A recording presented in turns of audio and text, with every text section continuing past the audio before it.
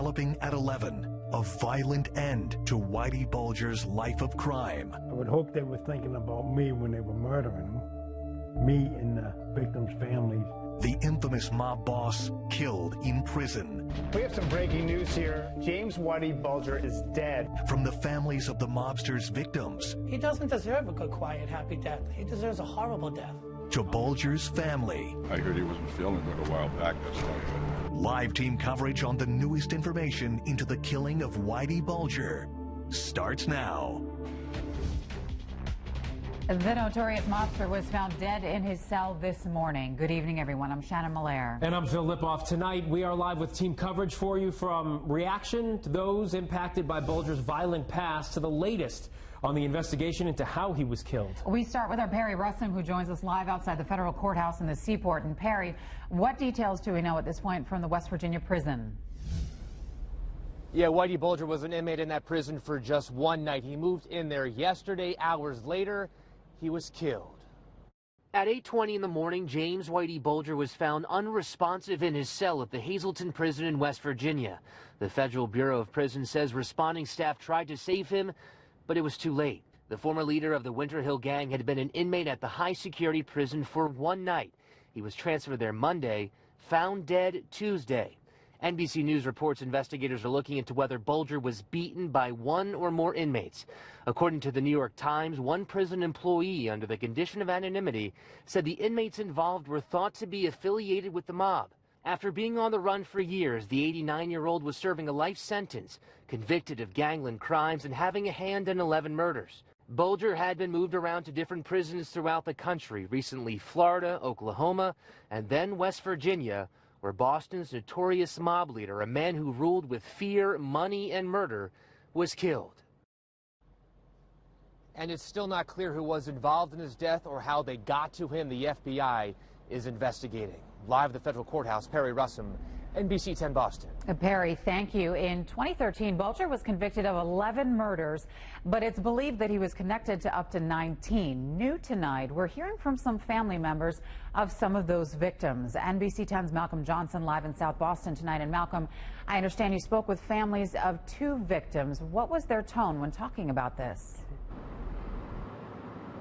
Well, family members of Bulger's victims tell us today came with a ton of different emotions, among them joy in knowing that the former South Boston mobster is no longer alive. It's going to make me happy over the years, knowing for the rest of eternity he's going to get a pitchfork in the from the devil himself. Not mincing words, Tommy Donahue happy that the man who murdered his father is now dead.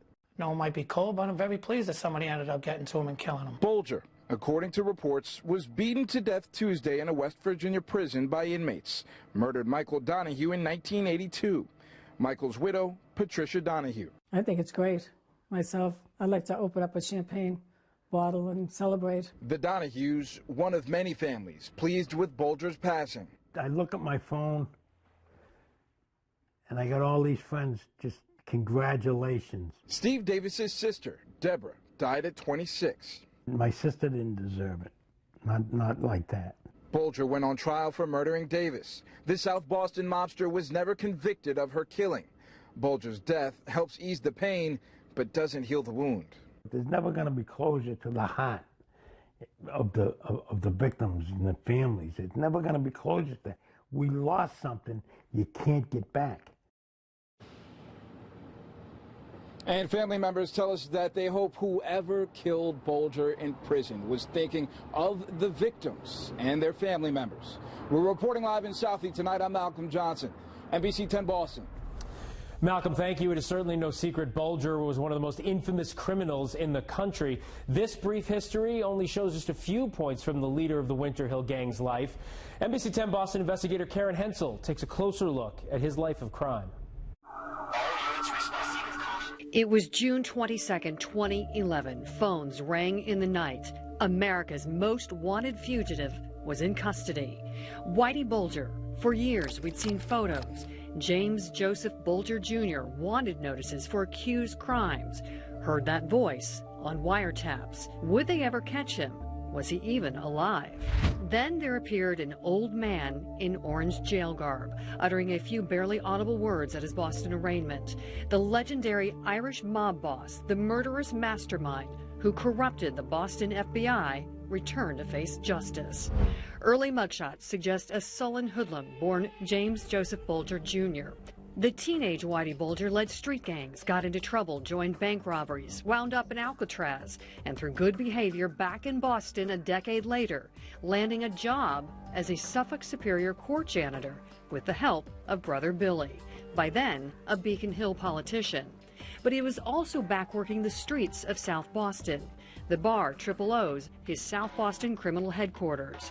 Bulger teamed up with Winter Hill associate Stephen Flemmi, and unknown to their underworld cohorts, became top echelon FBI informants with the help of John Connolly, the agent in charge of the Boston FBI office. I mean, we had a business relationship. I won't deny that I had a warm spot for the guy. I've said it all along. Connolly insisted the pair helped infiltrate Boston's Italian mafia, but they were killing people too, including Flemmi's girlfriend and own stepdaughter. All murdered while Connolly sheltered the criminal pair.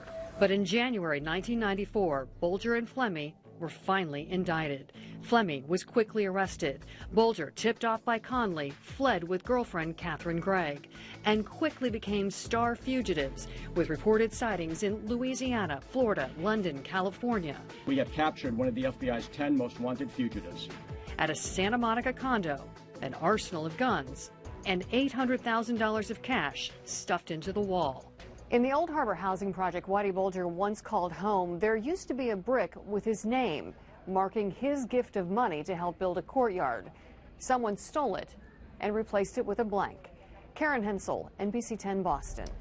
Karen, thank you. Let's get back out to Southie, where Eli Rosenberg is standing by. So, Eli, a short time ago, Whitey Bulger's brother Billy returned home, and earlier today, reporters spoke to his brother Jackie. What did they say about their brother's death? Yeah, it's interesting. All these years later, for the most part, Whitey Bulger's family living in the same homes, including brother Billy, who lives behind me here in South Boston. And for the most part, the family has avoided talking to the media, a trend that continued with Whitey's murder. Hi. Is Jean here? Yeah. What's this? Eli. Oh, no. See ya. Nothing? Whitey Bulger's sister not talking Tuesday. And his brother, longtime state Senate President Billy Bulger, running into the family home in South Boston. I'll be in touch. A third sibling with little to say. Can you tell us I don't know. I don't know anything. You know the reports about your brother, right? I don't. Hours after news of Bulger's death, little family reaction in the South Boston neighborhood where he once ruled. I have no idea. That's the first I heard of it. I heard he wasn't feeling good a while back. Equally quiet, the family of Catherine Craig. Craig, Bulger's longtime girlfriend, also in prison, convicted of helping him run from authorities for more than 16 years. Okay, thank you. A longtime lawyer for the Craig family, checking on Catherine's twin sister as news of Bulger's murder spread. Like anybody that, a loved one, you obviously want to know what the specifics were and the cause of death. So it wouldn't be any different in this case. As a family that for decades said little, keeps to the script. I don't have anything to say right now. Talk to you. So there has been little movement out here. One thing that did happen was a man did come up. He placed a card in the mailbox right there and he left. He didn't really want to talk either, as how the family feels about Whitey Bulger's murder remains a mystery tonight. Live in South Boston, Eli Rosenberg, NBC 10 Boston. All right, Eli, thank you. And we are working round the clock to bring you any new information on the death of Whitey Bulger. For breaking news at your fingertips, download the free NBC 10 Boston app. All of our coverage is right there on the home screen. Happening now, the countdown to the Parade of Champions. It is Parade Eve, the night before Boston celebrates another World Series championship. I'm Chris. I'm at Fenway Park with the preparations for the rolling rally. And Chris, the weather looks perfect for the rally. 47 degrees under sunny skies. The rest of the parade forecast, your trick-or-treat forecast, and the exclusive 10-day all coming up in your early morning forecast. That is me, but that's not me in that situation. New Hampshire lawmaker facing serious charges for what he allegedly did on the set of an adult film. The details next. And the secret to countering peanut allergies may be found in your bathroom. NBC 10 Boston tonight, back in 60 seconds. Here's some breaking news to bring to you right now out of Mattapoisett. A shelter-in-place order for an entire neighborhood there as police search for a suspect who we're told could be armed. Officers are searching for a male suspect near Acushnet Road. The call coming in around 7:20 and triggering a large response from local police, state troopers, and the State Police Air Wing. Tonight, the duck boats are ready. The locker room celebrations are over. And now, we're only hours away from the Red Sox rolling through the streets in style. So, let's get this party started ahead of tomorrow's Parade of Champions. Will there be more singing? I don't know. We're just hours away now from the Parade of Champions, and the final preparations are being made, including the barricades that are going up along the parade route. Our cameras capturing crews working diligently outside City Hall a short time ago. So tomorrow morning, hundreds of thousands of Red Sox fans will be lining the route through the city. NBC 10's Chris Emma live outside Fenway Park tonight with more. Chris, doesn't get much better than this. Phil and Shannon, I'll tell you what, there's been a steady stream of people all night going to take pictures of the 2018 banner that's just outside right here at Fenway Park, but it is nothing compared to what it's going to be like tomorrow morning for the Parade of Champions. Here come the duck boats. For the 11th time since 2002, Boston will be hosting a championship parade. Workers putting the final touches on the duck boats. Getting the platforms, as I said, the staging ready, so that the players have a great view of the crowd and the crowds have a great view of the players. Starting at 11 a.m. Wednesday morning, the Sox will travel from Fenway Park to Government Center on the famed duck boats. The first one was after the Patriots in 2002. Mayor Menino wanted to have a rolling rally through the streets of Boston so that more folks could enjoy it. And ever since then, Boston Duck Tours has been part of all the championships. Duck boats are getting ready, and so are the businesses on Boylston Street. Aura Pizza serving World Series sliders starting at 9 a.m. and themed cocktails next door at the Charles Mark Hotel. The Grand Slam is Grand Marnier. The JD Martini is Jack Daniels. And of course, the parade is happening on Halloween.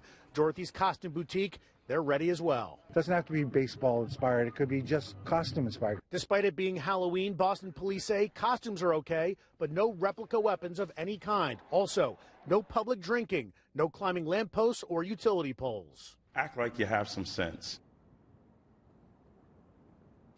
And Mayor Walsh has been pleading with everyone to treat the city with respect during the parade. Now, as for the parade, as of right now, Boston police say there are no credible threats for tomorrow. Reporting live from Fenway, I'm Chris Emma, NBC 10 Boston. I have four of a kind. I have four of a. I have a royal flush. How about that? We all know Xander Bogaerts can deliver big hits, but did you know he also delivers packages? The X-Man himself delivering Fanatics gear to fans in Boston today. Fans already looking for a big surprise in the mail, getting a much bigger surprise from the mailman. Coolest thing ever. If you are not a fan of crowds, however, don't worry, we have you covered. Our live coverage begins at 9 tomorrow morning. The parade gets underway at 11. All right, still to come, Chris, with a full look at tomorrow's parade and also Halloween forecast. Yeah, you know, I was there in 2004, and the weather is going to be exactly the same. And I remember it because they didn't win forever, so it was an easy day to remember. Everyone remembers where they were, right? And the weather's going to be pretty chilly, but very sunny. A little more on that.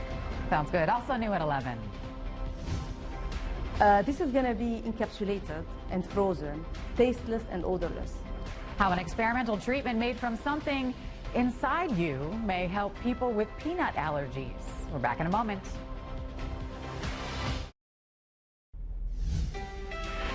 Welcome back, everyone. We are just under 12 hours now until the parade. We are, because we need to sleep. That's true. To the parade here in Boston. It's exciting. It's funny to think about it. Last time we were at one of these parades, and it's so obnoxious to say that. The last one of these parades we were at, Patriots parade a couple years ago, pretty cold and raining. Tomorrow, Chris, not so much. No, I mean, it's a little chilly, but with body heat, it won't be too bad. 55 degrees, I think, is close to our high, somewhere maybe between 55 and 60. 11 a.m. 47 when the rolling rally kicks off, 8 o'clock in the morning. It is quite chilly, 40 degrees the temperature as you are lining up and waiting. Trick-or-treating also happening tomorrow. It is Halloween. Temperatures at 6 around 54 degrees, down to 51 at 8 o'clock, so the kids really don't need any rain gear or heavy jackets to cover up the costumes. Always some good news. 42 right now. The wind chill's at 38. Once the wind drops off completely, our temps go down to the 30s. There is some rain going from St. Louis all the way up to the thumb of Michigan. That's our system that's moving in by Wednesday night and Thursday. Our exclusive network of weather underground site showing the 20s already popping up in a few towns. Most everyone else around freezing. Norwood at 32, Wellesley at 30, same for Woburn, up towards Reading, it's 32 degrees, mid-30s across the South Shore. And out to the Cape, it's still into the 40s from Provincetown to Chatham. Overnight lows, widespread 20s and 30s under starlit skies. A lot of sun tomorrow, up near 60 degrees. Most of the day, though, spent in the 50s. Big temperature range on Thursday with that warm front, 50s to the northeast, and we got 60s to the southeast. So that's a big spread. Warm front lifting in. This one I'm not too concerned about. It will likely spark some showers Wednesday night into Thursday morning. But then Thursday night going into Friday, we have another warm front lifting in, and this looks very similar to the ones that produced our water spouts and tornadoes this past Monday, the Tuesday before that. It is concerning, and there are a lot of similarities. And it also brings some heavy rain, I think, as well. And then Friday, another round of heavy rain, and then Saturday, another round of heavy rain. When you tally it up, this is what we're thinking. Widespread 1 to 3 inches of water coming our way. A lot of rivers and streams running pretty high, too. There could be some flooding issues. Good news is we salvaged the second half of the weekend. Looks great. So we get that bonus hour of sleep. Sunday's gorgeous for the Packer-Patriots game, 55 for a high. Rain returns the following week. High probabilities of rain, but so do the 60s. So kind of a warm start to November. All right, Chris, thank you. New tonight, town officials in Reading are coming together, speaking out against recent acts of vandalism. Yesterday, Reading Memorial High School was defaced with swastikas along with an anti-LGBTQ message. In the wake of the tragedy in Pittsburgh, officials say that they're taking the investigation into the vandalism seriously. Swastikas also found at Manchester's Wagner Memorial Park. They were found spray painted on the gazebo over the weekend. Manchester Mayor Joyce Craig releasing a statement after the incident saying symbols of hate have no place in the community, adding that the police are working to remove the vandalism. Meantime, President Trump and the First Lady were in Pittsburgh today laying flowers and stones at the memorial for 11 people killed in that synagogue shooting. He was accompanied by the synagogue's rabbi, but not everyone was happy to see him there. Protesters and other Jewish leaders saying President Trump targets immigrants and minorities with his rhetoric, but the rabbi of Tree of Life Synagogue says it was important for the president to be there. And in decision 2018, the president is now turning up the heat on the immigration debate, saying he will use executive power to end birthright. That is the ability of a non-citizen to have a child here who will then be a citizen. Constitution experts say that is just not possible since the right is explicitly included in the 14th Amendment. Now, Massachusetts Democrats are starting to push back. Congressman Joe Kennedy saying the president is simply trying to distract attention from the issues before the election. They know that they're losing the messaging on the actual real issues that matter, on your health care, on an economy that's actually working for everybody, on issues that are affecting families across this country. Some Republicans are also weighing in. House Speaker Paul Ryan saying you cannot end birthright citizenship with an executive order. A New Hampshire state representative accused of starring in an adult film and assaulting the producer because he was apparently unhappy with the final product. This is video sent to us by the plaintiff's attorney, allegedly showing Frank Saporetto at the beginning of an adult film. Saporetto claims the video has been altered and that he's being extorted after making a bad business deal. He wants more money. And since I wouldn't pay him now, he says he destroyed my political career. He's following through on it. Saporetto says the video and screenshots are all photoshopped and that he never assaulted anyone. He plans to get a lawyer and sue the man he believes is behind this. In today's wellness report, could pills made from fecal matter someday make peanut allergies a thing of the past? So researchers at Boston Children's Hospital are working to that end. Our health reporter Christy Lee tells us about a pretty unique clinical trial. Could what happens in here help people allergic to peanuts? A clinical trial at Boston Children's Hospital is testing it out on a small group of adults using basically a poop pill. The thing that I want to emphasize is that this is going to be encapsulated and frozen, tasteless and odorless. So think of it more as medicine and less as gross. The idea of the fecal transplant is to use gut bacteria to reverse allergies. When they took the stools of healthy mice that are very resistant to allergy and they put them into the mouse that is allergy prone, this actually protected from the allergic response.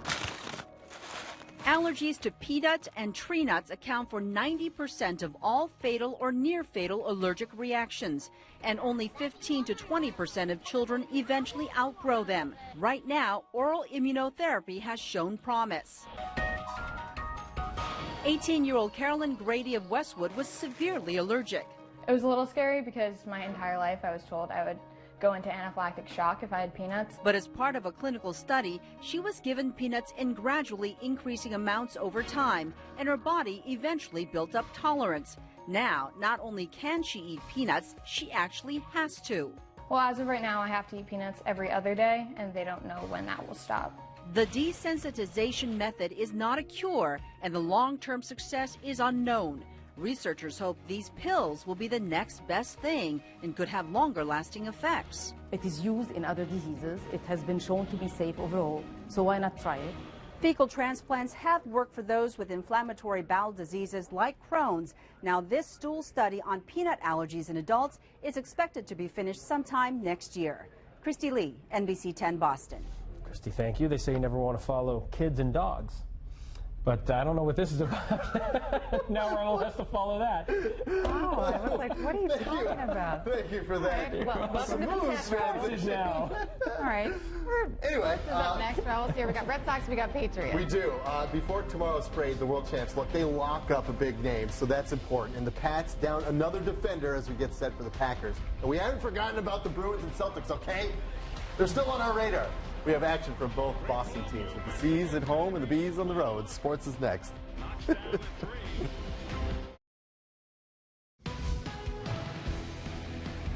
All right, so much is happening. The Red Sox winning the World Series. I don't know if you know this. The Patriots have won 5 in a row. We'll get to them in a moment. We have to talk about other teams who could be making championship runs this summer. First, the Celtics, who are home tonight against the team they just beat in Detroit. I have to show you this. This is cool. Kyrie Irving, a lot better than the Pistons. At least 3 of them right here. Woo! Look at the kiss off the glass. Oh, Kyrie looked good today. Al Horford had some rim-rocking dunks. This one got the garden off their feet. Celtics up 4. We go to the third. Here goes Kyrie again, showing off the range. Season high 31 for the Irving, including new fresh and so clean hairdo. It's a 4-point game. Jaylen Brown. Big bucket from 7. He had 14. Pistons cut it to 3, though. Have a chance to tie, but bad pass. Marcus Smart steals it. Kyrie Irving, he's there too. Celtics win 108-105. They'll host the Bucks November 1st. Kyrie starting to look good. Is it the new do? It was a great afro. You know, I'm happy I did it. Now it's time to, you know, get back to, you know, what I'm used to, just having a low haircut. No, not so much maintenance, you know. I have to get out of the shower and freaking dry my hair all the time. You know? So I feel for you women as well as the guys that have a lot of hair, but that wasn't for me. Haircut sound bites, just for you. The Bruins on the road in Carolina. That's Torrey Krug, healthy, playing in his first game this season. We're tied at 1. Former Bruin Dougie Hamilton. Love the name Dougie.